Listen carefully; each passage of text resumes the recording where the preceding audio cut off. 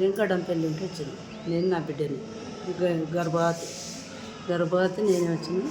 ఇంకా బ్రెడ్ పోయింది. బ్రెడ్ పోతే నేను రక్తం బాడీలు తీసుకురాపంటే తీసుకురానికి పోయింది. అలా చిట్టు రాసి ఇచ్చింది. చిట్టు రాస్తే రక్తం బాడీల కాడికి నేను పోయింది. తీ అని అన్నారు. అంటే తీ అని గసరిచ్చిండ్రంట. గసరిస్తే తీసిందంట. తీయపోనట గసరిచ్చినాకనే తీసిందంట.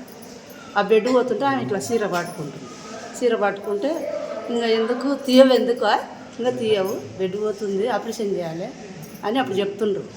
అప్పుడు చెప్తే నేను ఎక్కదాన్ని ఉన్నా జర ఉరుకులాడుతున్నాను. నన్ను ఒకదాన్ని ఉరుకులాడుతున్నాక నేను దాస తప్పినాను.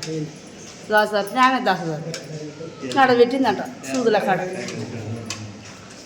పెట్టిందంట. ఆమె మర్చిపోయి నాకు చెప్పుదాన్ని మర్చిపోయినాక ఇంకా నేను ఉడకంగా పిల్లగాని అయినాక ఆమెనే మళ్ళీ జ్ఞాపకం చేసి ఆమెనే చెప్పినాకనే మాకు జ్ఞాపకం వచ్చింది. సార్ అట్లా మాకు అంతవరకైనా నాకు జ్ఞాపకం లేకున్నది.